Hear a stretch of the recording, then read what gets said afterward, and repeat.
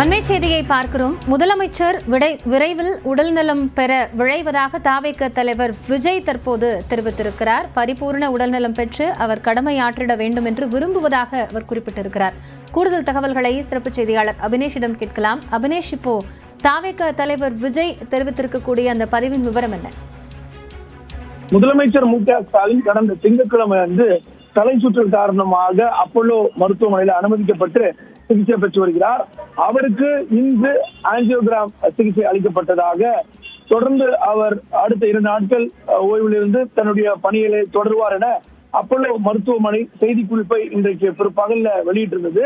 இந்த நிலையில தமிழக வெற்றி கழக தலைவர் விஜய் தன்னுடைய எக்ஸ் வலைப்பக்கத்துல முதலமைச்சர் மு.க. ஸ்டாலின் விரைவில் தன்னுடைய உடல்நலம் பரிபூர்ணமாக நலம் பெற்ற விளைவதாகவும், தொடர்ந்து அவர் பணியாற்ற விளைகிறேன் என்று தன்னுடைய வாழ்த்தை முதலமைச்சருக்கு தெரிவித்து தன்னுடைய எக்ஸ் வலைப்பக்கத்துல வெளியிட்டிருக்கிறார்.